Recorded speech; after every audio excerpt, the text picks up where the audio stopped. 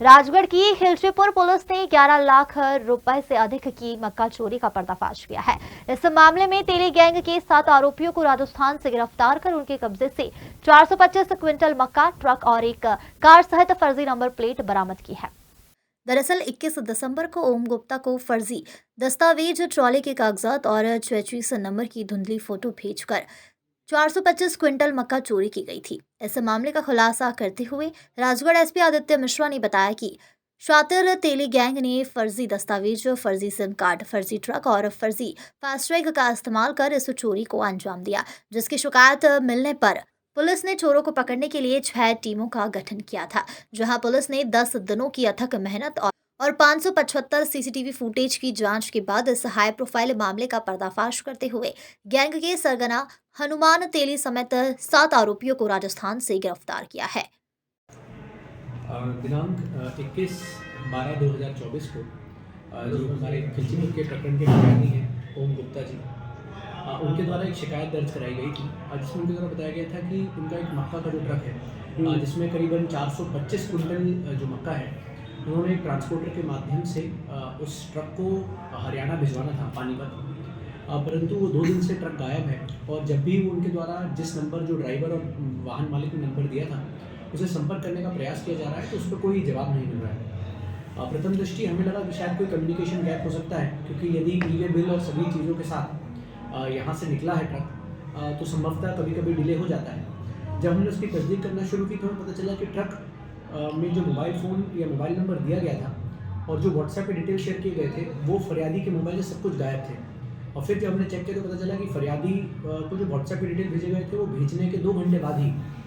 Delete for everyone वाला जो feature होता है उसका इस्तेमाल करके सारे डिटेल वहाँ से गायब कर दिए गए थे। फिर जो फरियादी के द्वारा मोबाइल नंबर दिया गया था, जब हम उसकी तस्दीक करने के लिए राजस्थान में पहुँचे तो पता चला कि वो दोनों फ़ोन्स तो घटना के 2 दिन बाद से ही बंद हैं और जिस नाम से सिम इशू हुई है उस नाम का तो कोई व्यक्ति ही एग्जिस्ट नहीं करता है। जिस गांव का रहने वाला उस व्यक्ति को बताया गया था ड्राइविंग लाइसेंस के आधार पर, जब वहाँ पर पहुँचे तो उन्होंने बताया कि भाई इस समाज का तो यहाँ कोई व्यक्ति ही नहीं रहता और जो आप जिस व्यक्ति की शक्ल दिखा रहे हैं इसको तो हमने पूरे गाँव ने बताया कि हमने कभी नहीं देखा है। और ऐसा ही जो वाहन मालिक ने, ट्रांसपोर्टर के मालिक ने अपनी सिम दी थी, उसके जब हम डिटेल्स चेक करने गए तो वहाँ पर भी हमें सेम आंसर मिला कि साहब 2 दिन पहले इस व्यक्ति ने हमसे सिम इशू कराई है, परंतु उसने यह चीज़ बताई थी कि उसके साथ लूट की घटना कारित हुई है, इसलिए उसके पास कोई उसके ड्राइविंग लाइसेंस के अलावा कोई आइडेंटिफिकेशन कार्ड नहीं है और वो सिम इशू कराना चाहता है। साथ ही हमें यह भी पता चला था कि इन लोगों के द्वारा जिस दिन सिम इशू कराई गई थी उसी दिन बिल्कुल ब्रांड न्यू 2 फ़ोन्स बाजू की दुकानों से खरीदे गए थे, जिससे कि ये अपनी कोई भी हिस्ट्री ट्रेस आउट करने से बचा सके। इसके बाद हमें जितने भी सीसीटीवी कैमरास थे, तो मुझे लगता है कि टीम ने करीबन 575 से ज़्यादा सीसीटीवी कैमरास जो इस पूरे रास्ते में आते थे, टोल नाकों पे, फास्टैग सेंटर्स पे, उन सभी को चेक किया तो हमें समझ में आया कि कुछ थोड़ी देर बाद, हर 50 किलोमीटर के बाद ट्रक जो है उसकी रूपरेखा कुछ चेंज हो रही है और उसमें जो नंबर प्लेट्स हैं वो बार बार बदली जा रही हैं। हमने उस सस्पेक्टेड ट्रक को जब फॉलो करना शुरू किया तो राजस्थान के 5 जिले, जिसमें टोंक,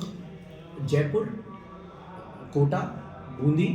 और झालावाड़ है, इन क्षेत्रों में हमें ट्रक का मूवमेंट होने का, क्योंकि लगातार 7 दिन हो गए थे, तो ट्रक का मूवमेंट कभी हमें टोंक में दिखा, फिर हमें बूंदी में दिखा, फिर झालावाड़ में दिखा। और जो नया एक्सप्रेसवे बन रहा है जो कि अभी ट्रायल रन में है, ट्रक वालों ने ये जान करके कि क्योंकि एक्सप्रेसवे अभी ट्रायल रन में है, वहाँ पर टोल चालू नहीं है, वहाँ पर कैमरे की रिकॉर्डिंग नहीं हो रही है, जानबूझ के ट्रक को उस लेन से निकाला जिससे कि कोई भी ट्रक का डिजिटल एविडेंस ना बचे।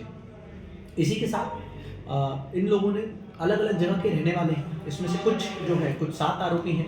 उसमें से कोई जो है वो देवली थाना क्षेत्र का रहने वाला है, अन्य आरोपी जो है वो बूंदी जिले के रहने वाले हैं,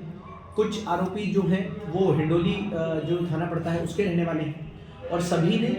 करीबन, जो इन्होंने अभी तक हमारी पूछताछ में बताया है कि 1 दिसंबर 2024 से इन्होंने प्लान बनाया था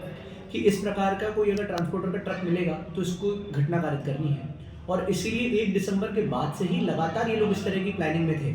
इसलिए इन्होंने पहले 12 दिसंबर को जाके पहली फर्जी सिम खरीदी, फिर 14 दिसंबर को जाके कोटा से दूसरी सिम खरीदी, और जो सिम भी खरीदी उनके बीच में भी अलग अलग शहरों से खरीदी, ये नहीं कि एक ही दुकान से सिम खरीदी गई हो। पहली फर्जी सिम तालेरा गांव से खरीदी गई, दूसरी सिम जो है फर्जी सिम वो कोटा राजस्थान से खरीदी गई, और उसके बाद वो सिम सिर्फ अपराध में उपयोग करी गई और किसी अन्य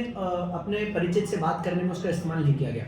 मुझे लगता है कि जब इन लोग से पूछताछ में पता चला कि जब ये लोग पहले कई प्रकरणों में जेल में गए थे तब इनको ये समझ में आया था कि यदि हम अपने इस्तेमाली फ़ोन में कोई सिम डाल के इस्तेमाल करते हैं तो पुलिस को पकड़ने में आसानी रहती है। इसलिए इन्हें ना केवल नई सिम परंतु नया फ़ोन भी इस्तेमाल करना स्टार्ट किया था इस पूरे प्रकरण में। और इसके बाद इन्होंने जो इनके फ़ोन्स थे उसको डिस्पोज ऑफ करने के लिए जो रास्ते में ट्रॉले या ट्रक चलते हैं उसमें भी डालने का प्रयास किया था। और मुझे लगता है कि टीम ने कुल मिला के 4,500 किलोमीटर 4,100 किलोमीटर की पूरी हमारी 6 टीम्स ने जाके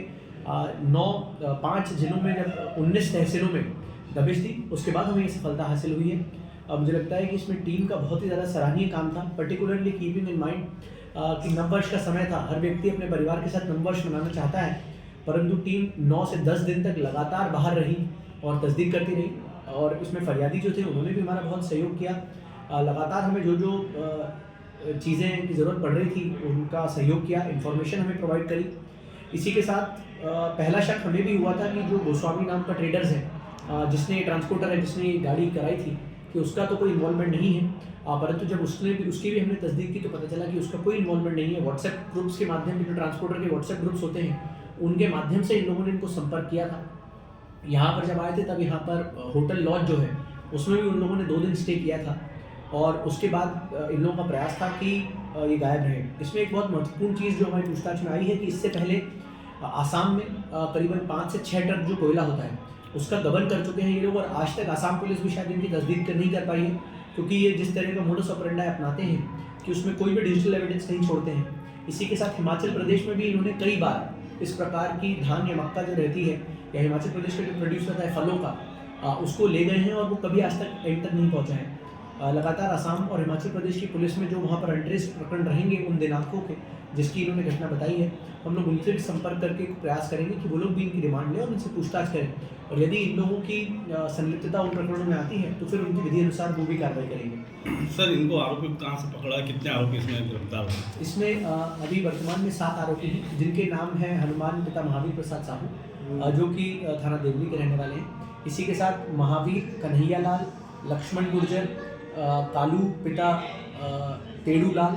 चेतराम गुर्जर, हरलाल गुर्जर, इस प्रकार के अन्य करीबन 7 आरोपी हैं। इनको विभिन्न जगहों से विभिन्न समयों पे गिरफ्तारी की गई है। इनको वर्तमान में भी हम लोगों ने पुलिस रिमांड में लिया हुआ है